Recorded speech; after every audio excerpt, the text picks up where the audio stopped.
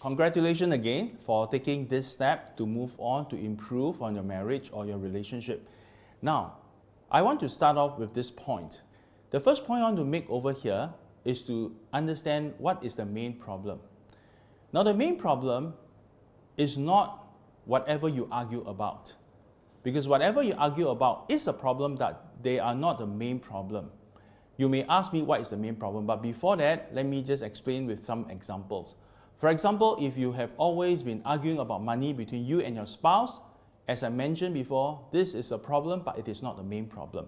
If you have always argued about the intrusion of your in-law, you may think this is the problem, but they are not the main problem.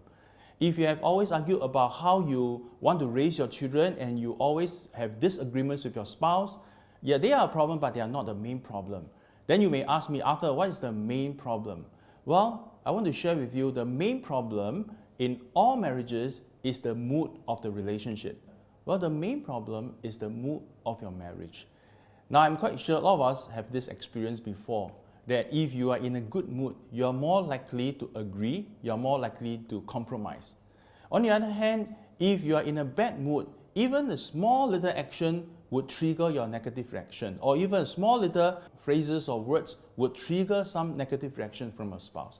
So the mood of the relationship is the main problem.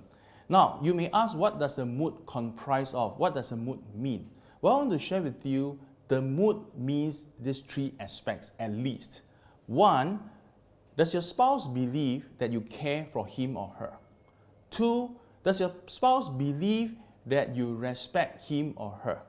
And three, does your spouse believe that you are on his or her side? Now, these three are very important criteria for anyone to feel whether they are in a marriage, they feel they belong to the marriage.